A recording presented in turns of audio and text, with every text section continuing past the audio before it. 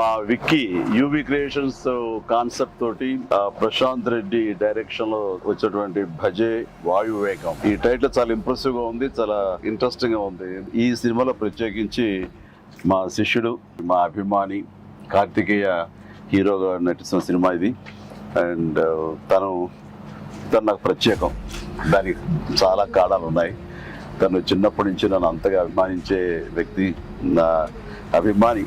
ఒక హీరోగా ఇలాంటి మంచి సినిమా చేయడం వల్ల అది ఎప్పుడు బాగుండాలని మనస్ఫూర్తిగా నేను కోరుకుంటాను. ఆ రకంగా నా best wishes always with Karthikeya. And then young directors like Prashanth Reddy లాంటి వాళ్ళు రావాలి. అలాంటి యంగ్స్టర్స్ ఎంతమంది కొత్త కాన్సెప్ట్స్తో వస్తే ఈ తెలుగు ఇండస్ట్రీ అంత ఫ్రెష్గా ముందుకు సాగుతూ ఉంటుంది. ఈ సినిమా పెద్ద విజయం కావాలి, ఎందుకంటే దీని వెనకాల నేను పూజించే నా హనుమాన్ ఉన్నాడు. ఖచ్చితంగా ఈ సినిమాకి ఆయన ఆశీస్సులతోటి పెద్ద విజయం సాధించాలని మనస్ఫూర్తిగా కోరుకుంటున్నాను. అండ్ టీజర్ చూసినంత వరకు నాకు అనిపించింది ఏంటంటే ఇది ఫాదర్ అండ్ సన్ మధ్య ఉండే ఒక చక్కటి రిలేషన్, ప్లస్ యాక్షన్ కూడా చాలా బాగుంది. ఇంతకు మించి నాకు స్టోరీ కొంచెం తెలిసినా సరే ఎక్కువ లీక్ చేయదలుచుకోలేదు, చెప్పదలుచుకోలేదు. Don't worry. So all the very best.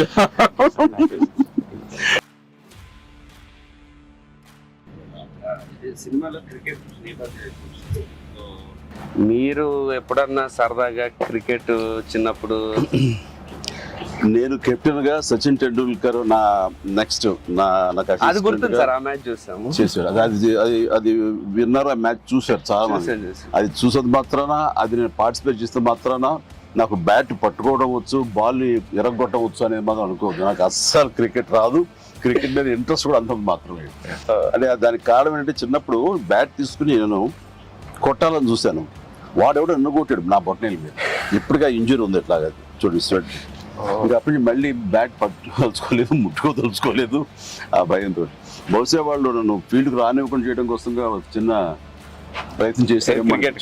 చిన్నప్పుడు 8th 9th class 10th class అప్పుడు మళ్ళీ ఎప్పుడు బ్యాట్ అలా వెళ్ళండి. సచిన్ మీ క్యాప్టెన్సీ ఆడేవాడు కాదు కదా సార్?